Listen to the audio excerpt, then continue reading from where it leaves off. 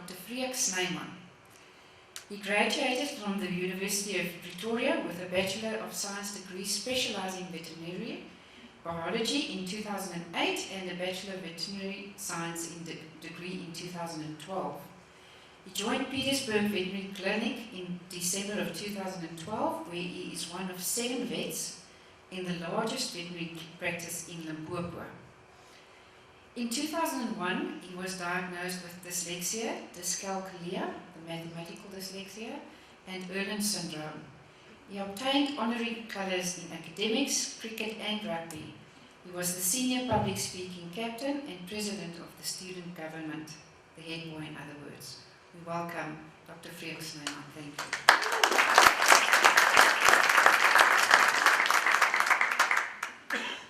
I just want to thank you, Sandra, for giving me the opportunity to tell my story to you guys. And like they said earlier, we had a lot of big laughs, me and my fiance, when I was writing the speech, because I started out just scribbling some stuff down, and she did the proofreading, and she laughed for 10, 20 minutes at all my spelling mistakes and my grammar mistakes.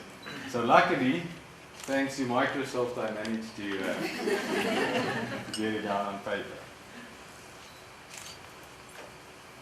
Now, is there a cure for being short? No. Some sportsmen might see being short as a disability. I promise you, Baby Jake Matlala, Haile Gabriel Selassie, and Lionel Messi would beg to differ.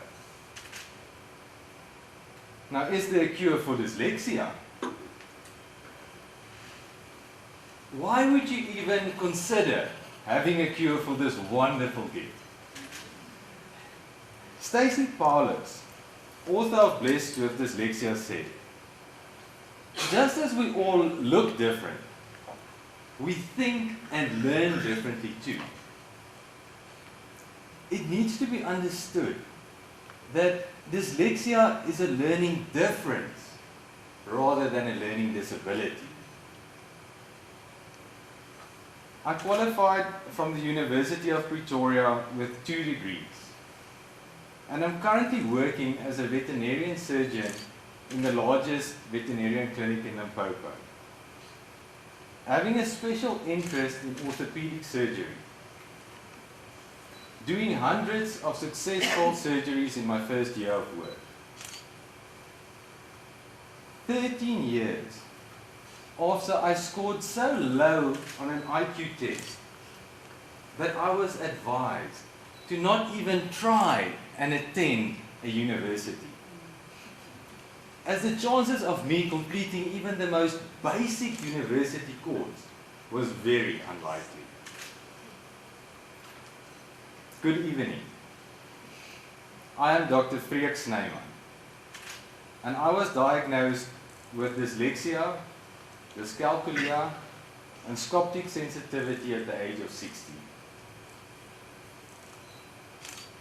At a young age, my mom noticed that I was not learning to read and write at the same pace as my sisters, and it became more evident in my schoolwork.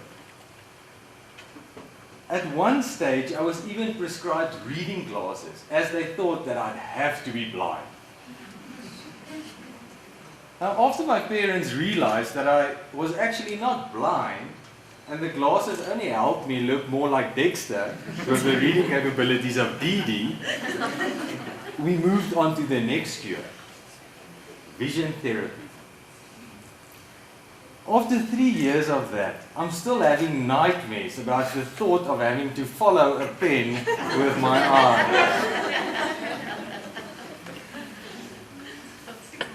Then it was time for high school.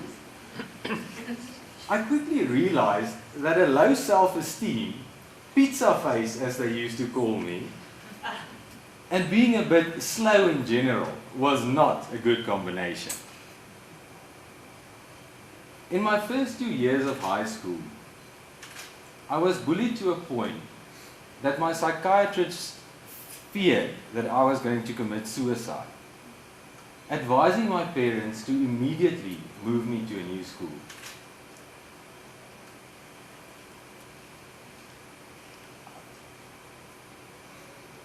I suffered from severe depression and anxiety, and a feeling of worthlessness. I felt like an outcast that didn't fit in anywhere. And now I had to move to a new school where I barely knew anybody. I hit the lowest point in my life, fearing what the future would hold in for me.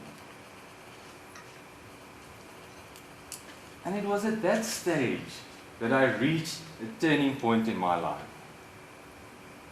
The day before I had to start in the new school, I was lying on my parents' roof with tears in my eyes.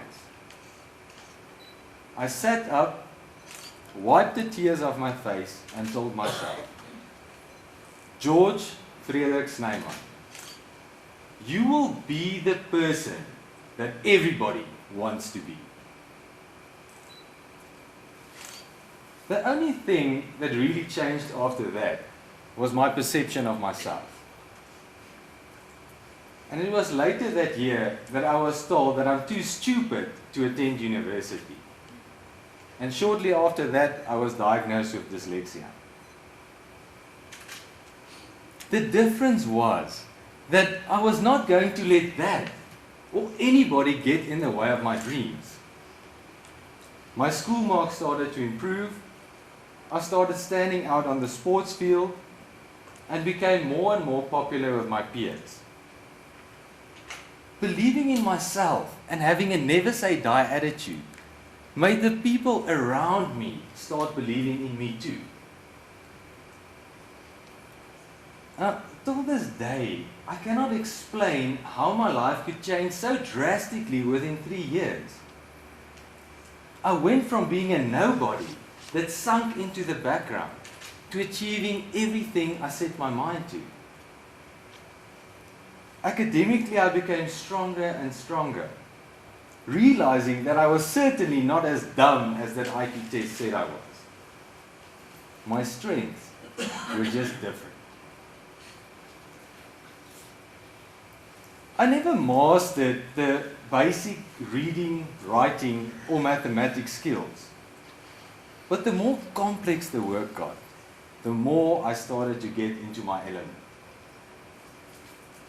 I managed to end second in my school, taking the Top Achiever Award for biology, mathematics, English, and the highest combined mark for Afrikaans and English.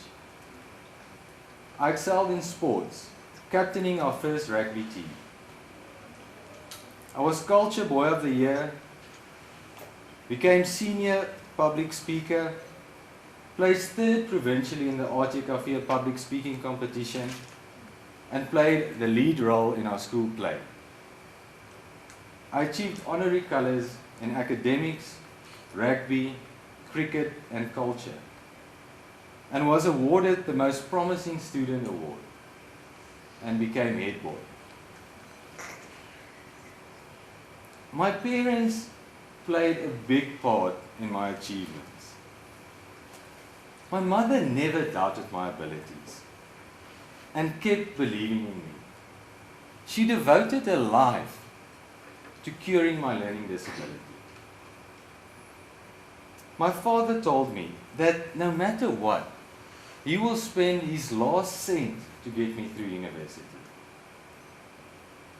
It took me 9 years to complete a 7-year course. I still remember when I had to write my first test in the veterinarian field. It was on biological names. I was reading through the work, reading words like Rhizophilus sagenius, the common dog tick, thinking to myself, how will I ever be able to learn these words and remember it? I managed to get an amazing 5% for that test. I had to do a supplementary examination every single year. My parents never gave up on me. So how could I ever give up on myself with parents like that? I realize now that what I actually told myself on the top of that roof was not that I will be the person that everybody wants to be, but that I will be the person that I want to be.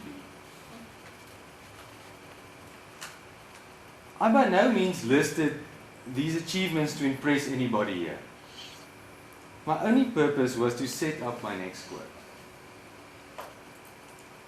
It's not that I am so smart.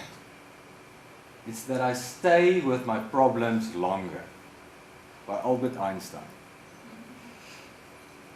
Now, Albert Einstein had a smaller brain than average, but there was an area in his left brain that had a higher density of neurons with improved communication, making you wonder if he had more thought processes to go through, enabling him to see patterns that nobody else could. And he was dyslexic. Now, in a recent study done by the University of Washington, it was discovered that dyslexic children use nearly 5 times the amount of brain area compared to normal children to complete a normal task, a simple task like reading or writing. Now, being in the scientific field, I know that the brain is like a muscle. The more you exercise it, the more efficient it becomes.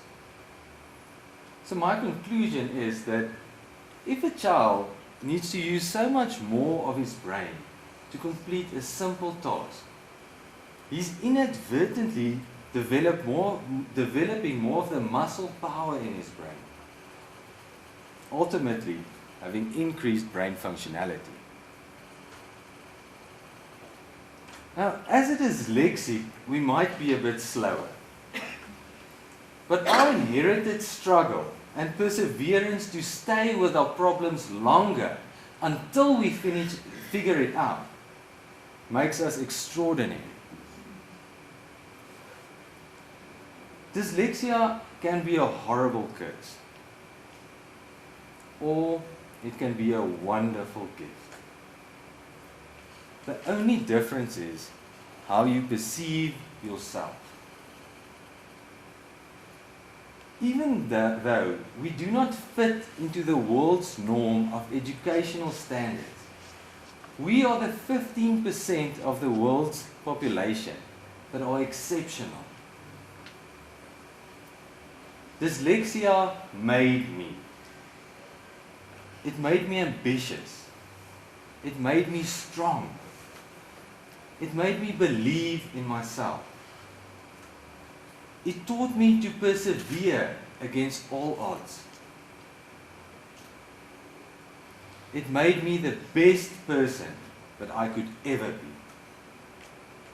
Thank you.